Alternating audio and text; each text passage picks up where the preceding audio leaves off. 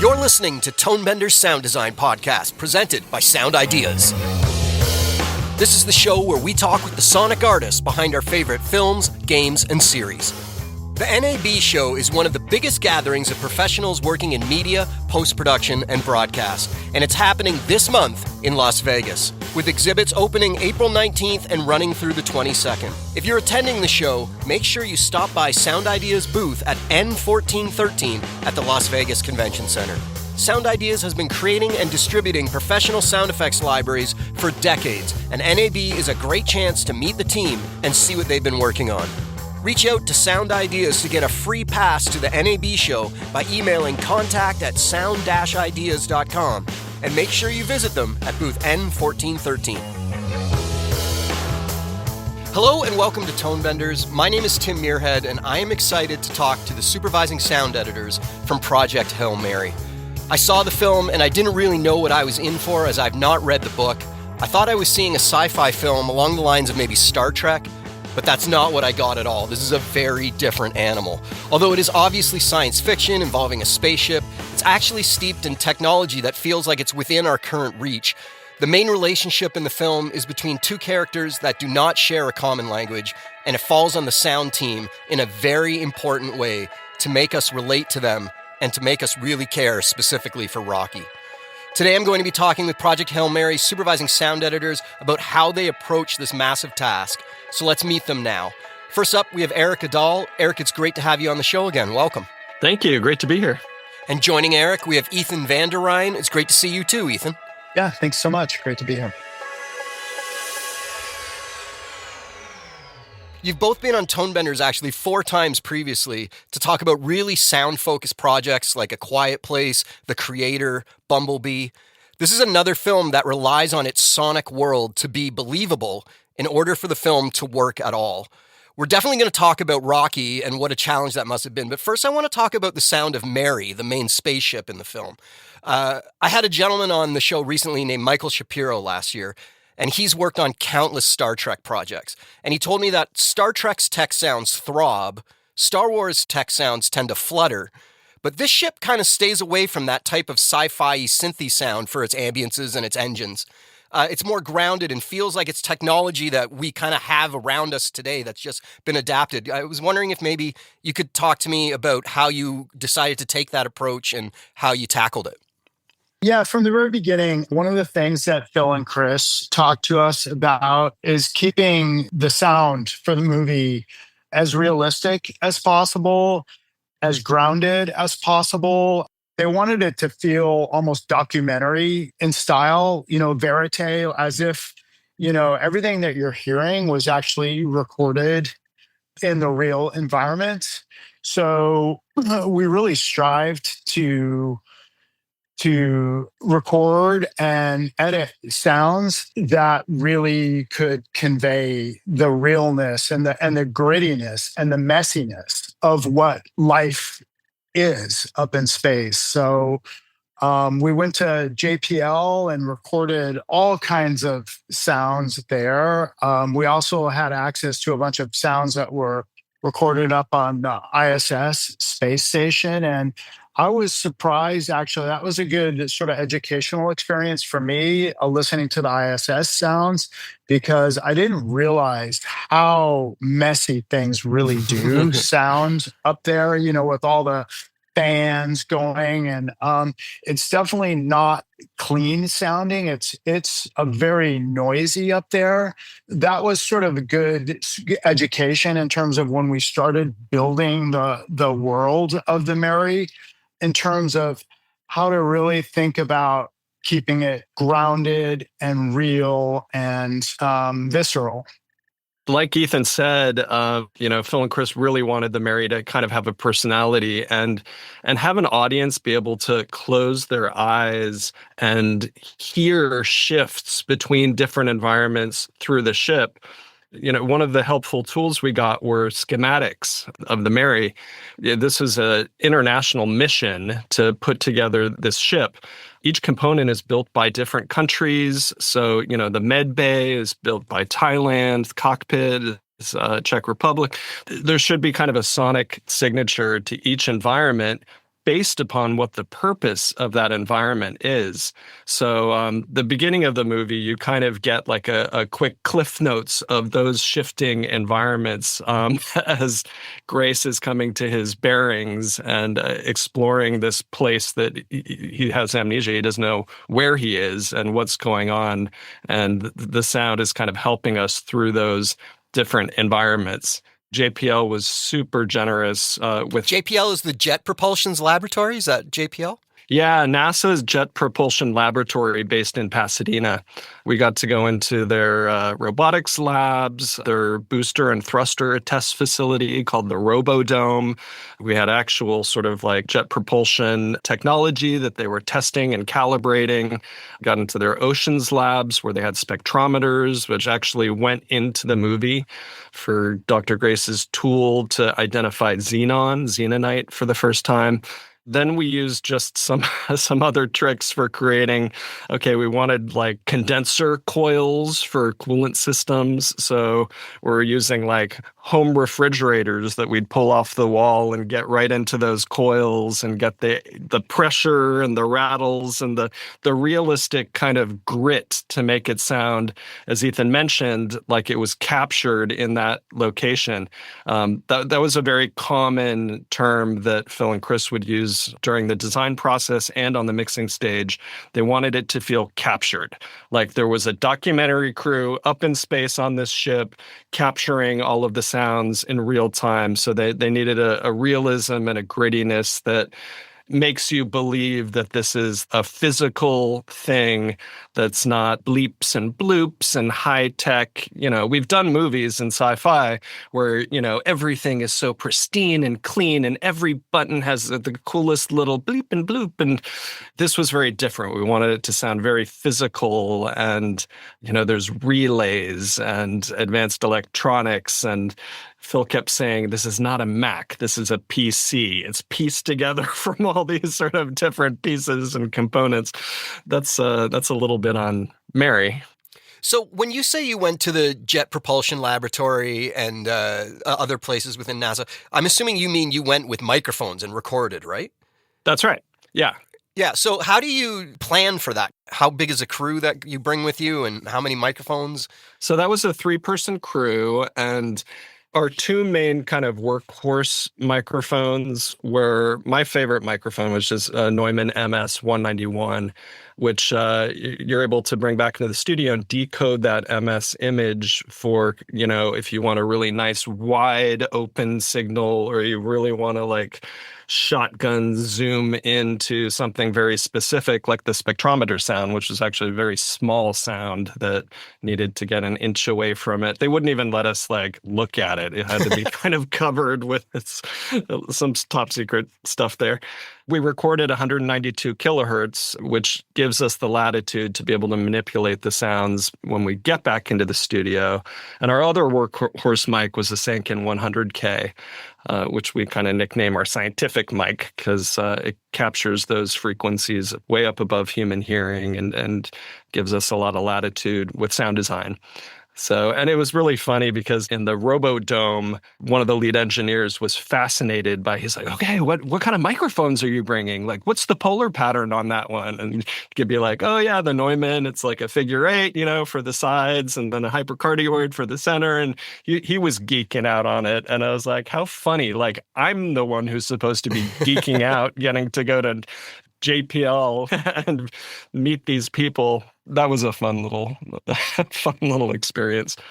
Is that something that the production helps you set up, or did you guys set that up on your own? In that case, Susan Novick, who's the post supervisor, set it up for us, and production already had an established connection with NASA. So, that kind of helped smooth the way for us.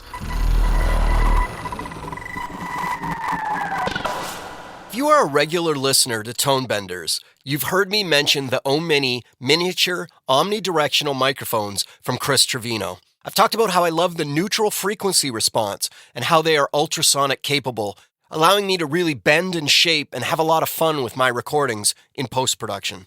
Each pair of mics is handmade by Chris Trevino, a practicing field recordist and a really engaged member of the sound community. He uses high-quality components and puts a lot of work into making and testing each mic to ensure they live up to his own high standards. The O-Minis are available in both XLR and 1/8-inch versions to accommodate any kind of recorder you might have. Between their compact form and robust build quality, they work great with a variety of workflows, from everyday carry recording kits to expeditions where every gram counts and you want to keep your pack weight light. Maybe my favorite thing about both versions of the O-Minis is the price. They are extremely affordable, at $130 American for the plug-in power stereo pairs and $150 for XLR pairs. They offer a lot of value. I suggest you give them a try. At this price point, it is a no-brainer. To learn more, head to chrisatrevino.com/store or click on the link in the description of this episode in your podcast app.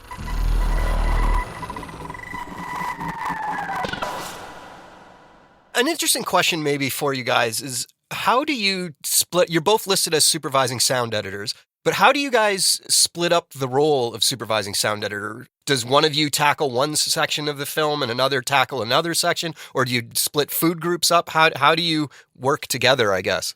What we've found through 19 years of working together is that the sum of our parts are kind of greater than the whole. So we've kind of established a pattern of really working together, sort of sitting down together, and we're our own harshest critics in a way. You know, what we bring to our work is a desire to give ourselves goosebumps, you know? That's something that's kind of unique to experience together, and constantly challenge each other to think about, how can we make this fresher? How can we make this bolder? How can we make this more emotionally involving? And it's evolved into something where most of the work we're actually doing together. I think what I really admire about Ethan is he'll never settle for good enough. And I'm the same way. So our process is very much like, okay, let's start with the big picture, find out what we need to achieve here. What are the sonic ingredients of this movie? And then we hit the hard stuff first and then kind of whittle our way through it. And through the whole process, it's very experimental. What I really appreciate about Ethan is that, like me, he's totally willing to throw everything out. You know, you could have weeks of work and it's it's working, but it could be better. I'm not getting goosebumps yet. We're just both constantly seeking that feeling of epiphany, because we're film nerds, we're sound nerds. We want to make something that gives us joy and gives us excitement, because I don't really feel like you can give that to an audience until you've given it to yourself first. So that's kind of our barometer. The way we work together really is shaped around that philosophy. So speaking of people working as a team, the directors of this film, it's a two-person director. Yeah. How do they interact with the sound team? Does one of them handle more post, or are they both on it together? What's your interaction with them? It feels so similar to the way Ethan and I work. I mean, Ethan, maybe you want to talk about it. They like to put both their brains on everything together. And it's interesting because they complement each other really well, and they don't necessarily agree on everything, but the things they don't agree on, they sort of figure out how to work through and make it better. And we see a similar dynamic with them where it feels like they're each pushing each other to figure out how to work it in a way that ends up making it better. Yeah. I mean, we have worked with other directing, duos before, but I think working with Chris and Phil really in a new way, sort of reminds us of how our own dynamic plays out. They definitely have a method, basically zero shortcuts. If there's something really hard, just grab the bull by the horns. And even if it's hard, just put all of your energy into figuring it out and cracking that nut. To me, that's just awesome filmmaking, because that's how you get something special and get something new. You just commit to that philosophy, commit to that method of if it's hard, all right, bring it on. Let's do it. Yeah, there is something that I recognize in them as a directing duo that I recognize from our partnership, Erik and my partnership, which is sort of desire to like take on the most challenging sort of problems, creative endeavors that we can find. Like that's what moves us. That's what we're sort of always searching for. Like bring us the most sort of challenging projects because that's what we want to dig into. Like that's where our passion is. So what was your relationship with Phil and Chris, the directors, before Project Hail Mary? It's not our first time working with them. We had previously worked with them on a movie they were producing, Lego Movie 2. But as producers, they're heavily involved, especially, on that one, more so in the mix stage, because they were pretty tied up finishing the first Spider-Verse movie for a lot of the design period on that. But then when they had finished that, when the mix came around, so then they were heavily involved. And then we also worked season 1 of the After Party, which Chris directed. And Cocaine Bear, which they produced. Bear, which they produced. So yeah, we had worked with them. Only our second time working with them as directors. So what were the first discussions once you were actually starting work on Project Hail Mary with them about? What were the first things that they wanted you to tackle? The first discussions mostly revolved around the challenge of Rocky's voice. Erik and I knew this is really going to be the biggest sort of nut to crack. When we first met with them, the conversation was mostly, not entirely, but that was a big focus of it, is what Rocky's Eridian voice should be, knowing that he speaks in a musical language. We talked a lot about what that should be. And then we started, digging into that and going through this very sort of intense, iterative process with them. It's interesting because it's like one of those challenges where you learn as much from what doesn't work as from what does work. Mm-hmm. We went through a lot of interesting, very circular sort of helix-shaped pattern to get to where we eventually ended up. I don't know if the right word is motto, direction, but from day one, they're like, this needs to be performed. It can't just be like samples, on a keyboard. It needs to have like a performance factor. And not just like tonally and what sounds we wind up using and how we layer them into harmonies and create the Eridian language, but also to evoke sort of the soul of a living, breathing creature. This is kind of part of the philosophy of where they wanted to feel captured. Nothing could be synthetic with Rocky. He needed to be a living, breathing creature that was performed. The first thing we did was annotate the book by Andy Weir and just go through the whole book a couple times, highlighting sections where he's describing kind of Rocky, how Rocky communicates, that his frequency range can go down to the depth of whale, but all the way up to, piccolo, depending on his personality in the moment and what his emotion in the moment is, whether it's like seriousness, earnestness, sincerity, concern, or fear, or pain, and everything in between. Fortunately, they put us in touch with Andy Weir, and we could pick his brain about Rocky's biology, his anatomy, how Andy had sort of envisioned the Eridian to work. And we got some great sort of gems of info from him about how he's able to push the ammonia atmosphere air through his 5 bladders, and how he had done all the calculations for how the speed of sound in Rocky's Eridian atmosphere moves 1.5 times faster than our air pressure level does. And just, great pieces for us to kind of get going with. And then we just started, all right, he mentioned whale in the book. What sounds like whale that we can perform? We started with reed instruments and did an entire version of that we picked the hardest scene which we thought was the hardest scene of the movie, where we don't have James Ortiz's translator voice for Rocky going yet. And we redid that scene dozens of times with different approaches and different ingredients to eventually get where we got. And ultimately, it was a combination of musical instruments performed by humans, some of it performed by us, some by professionals, some by wacky mad scientist instrument inventors, also the animal world. And the trick was getting all of that to flow seamlessly through the spectrum of situation, behavior, emotion for Rocky through the film.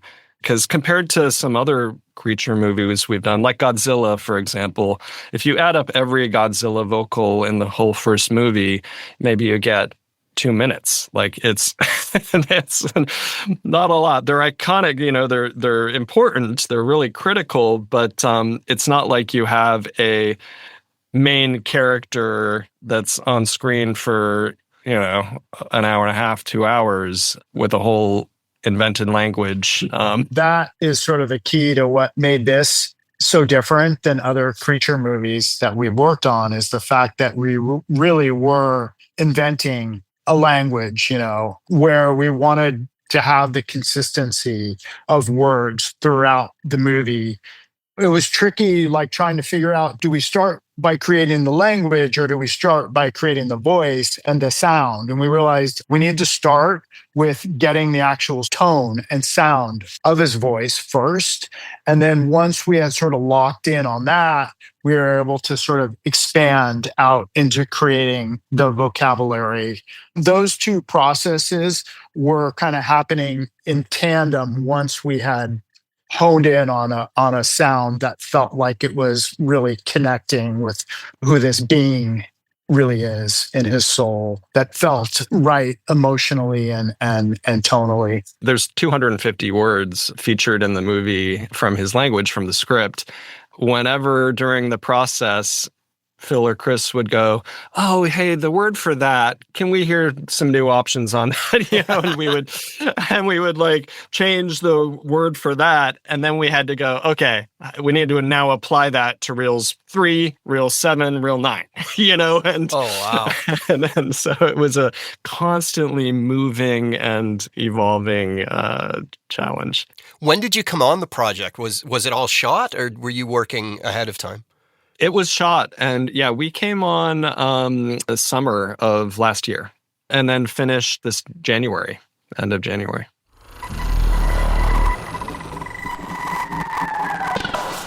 Morphosis is a powerful neural timbre matching tool designed for audio professionals. It works by applying the tonal qualities of one sound source onto a second sound in surprisingly effective ways. I think where Tonebender's listeners will be most interested is what it can do for sound effects and voices. Morphosis works entirely locally on your system, which means it delivers fast, high-quality, and data-secure results. By using model packs to analyze one sound and reshape it with the tonal identity of another, Morphosis can bring nearly endless creative possibilities. It currently includes 18 model packs totaling over 400 models covering instruments, voices, and effects. A whole range of sound effect-focused models are already available, including creatures, robots, animals, winds, footsteps, water, and more coming through regular updates. The software works as an AAX plugin or as a standalone app, allowing the user to pick which workflow works best for them. The interface is straightforward and allowed me to get interesting sounds quickly. Completely reimagining a voice is extremely easy. Here is Morphosis changing my voice by simply loading in a few new models.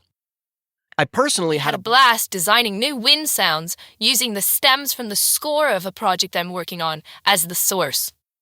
So head to hal-audio.com now and use the promo code TONEBENDERS25 to get 25% off your purchase of Morphosis. Okay, back to my real voice. That was really cool and easy to do, and the results are just as great in the sound design world as well. This is a major step forward for audio morphing technology. Use promo code TONEBENDERS25 to get 25% off and let Morphosis redefine what's possible with your sound design.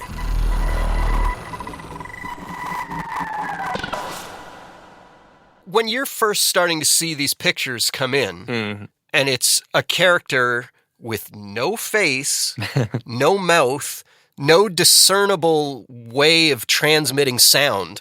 Like, you have to invent it all. Yeah. You spoke about it a little bit, about his bladders and stuff, but did you get into the physics of what's making his voice in your heads at all? Or how did you... Yeah, I mean, we did. And speaking to Andy, who just sort of filled in stuff we didn't understand about his biology, it helped with that because, you know, he doesn't have a face. He doesn't really have a clear mouth that you can ever really see. He doesn't have eyes, obviously. You can see his bladders on the top moving. Yeah, you see his bladders moving. I mean, it brings up a good point and something we were like from the very beginning, like how are we going to create a voice that is going to feel connected and like it's actually emanating from Rocky when there is no face? It was really a process of just experimenting to figure out what feels connected. It was a real dance with Phil and Chris in terms of finding the right balance between musicality and creature. And that was just sort of an ongoing evolution, like right down to the very final night we were finishing the final mix, where we're still tweaking that balance and finding the right cadence. And really it's such a tricky balance of all these different elements to make it believable. And then also there's the English part of it, you know, the James Ortiz voice that becomes the main voice once Ryan is able to like develop this computer translation that translates Rocky's Eridian into English. That becomes sort of the main thread for Rocky's voice because it is in English and that's what people are going to understand clearly. But we still wanted to keep his Eridian, his natural voice alive. Like we never wanted to lose the sense that, yes, what you're understanding, the voice you're actually understanding clearly is coming actually off this laptop, but his actual Eridian voice is coming from within. And sometimes they're not always in the same place. You know, the laptop might be in a different part. So it was like, and how much attention do we want to draw to that or not draw to that?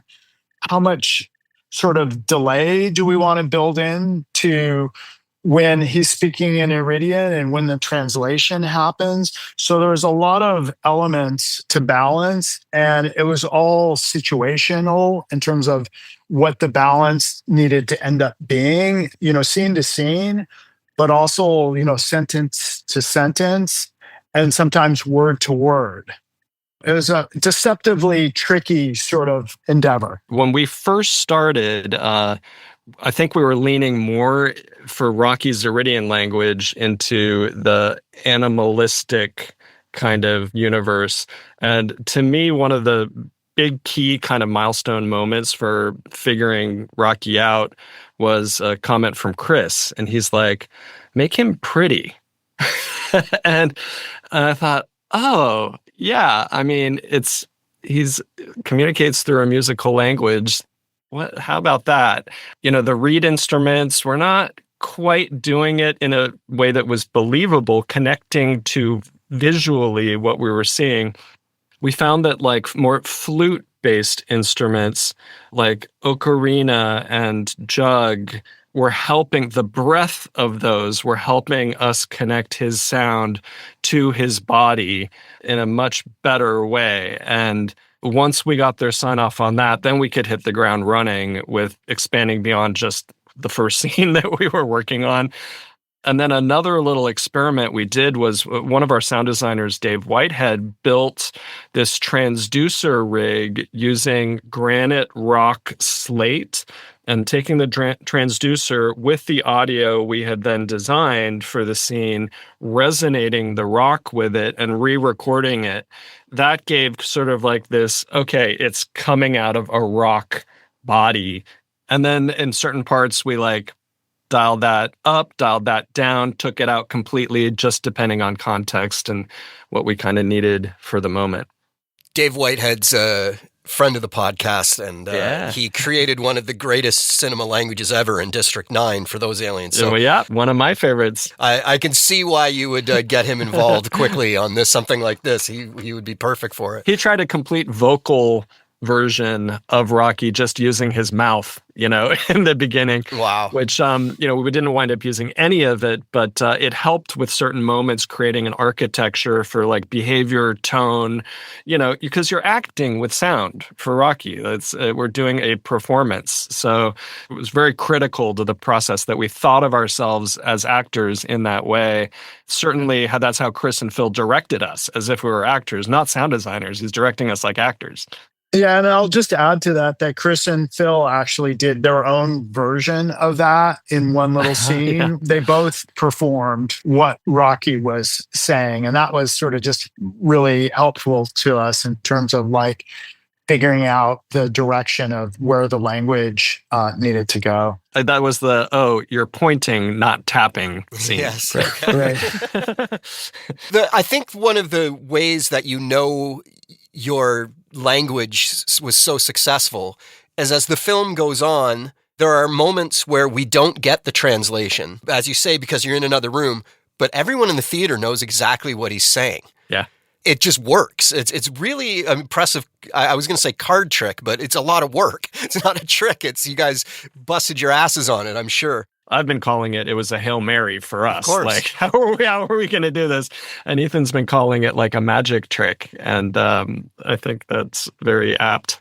The funny thing is, through the whole process, we get to the end of the day, and I would say to Erik, I still am kind of flabbergasted at how well the relationship is working between Ryan and Rocky, because it's like on paper, you don't get how it could work as well as it does. So there was some kind of magic to it. And, I think the fact that Phil and Chris decided to actually have, Rocky as a puppet team, James Ortiz's puppet team on set so that they could actually act together and play against each other. That, of course, was the first step in making this sort of magic trick come to life. But yeah, I was constantly sort of surprised on a daily basis that this is working as well as it does. I couldn't quite understand it, but it really was kind of phenomenal. And how moving like some of these scenes could be. I just wouldn't expect it from like reading it on paper. Well, there's another part of Rocky that we haven't talked about. Like there's his voice, but also there's his movements, and then also him rolling around in this ball.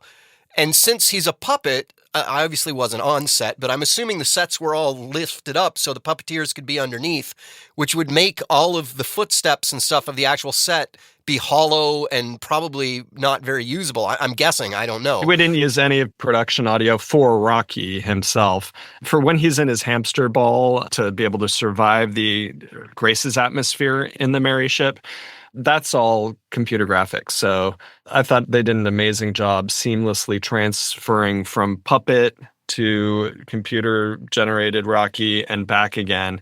That's kudos to Dan O'Connell and John Cucci, our Foley artists, who did the sounds of the ball, did the sounds of his feet. We auditioned, he's got 5 legs, and we went through a bunch of different, like auditioning different approaches and sounds on the Foley stage with Dan and John. And it's a tricky thing because Rocky's heavy. He lives in a much denser atmosphere on Erid. He's like hundreds of pounds, but he can't sound clunky. He needs to sound like he's got agility and precision, which he does. I mean, he's like a brilliant, intelligent engineer who's very lithe and smart can operate multiple limbs at the same time, independently of one another. And so there's that sort of balance to find his physical movements, but also the elegance of him.